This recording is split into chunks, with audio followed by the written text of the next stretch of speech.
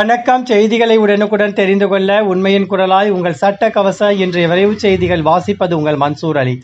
சேலம் மாவட்ட ஆத்தூரில் சர்வதேச இளைஞர் தினத்தை முன்னிட்டு Indian red cross society, Bharathiyar மகளிர் கலை மற்றும் அறிவியல் கல்லூரி, ஆத்தூர் அரசு மருத்துவமனை இணைந்து நடத்தும் HIV/AIDS விழிப்புணர்வு பேரணி ஆத்தூர் வருவாய் கோட்டாசிரியர் அலுவலகத்திலிருந்து துவங்கியது. பாரதியார் கல்வி நிறுவனங்களின் செயலாளர் உயர் திரு AK ராமசாமி அவர்கள் பேரணியை துவங்கி வைத்து சிறப்புரையாற்றினார்.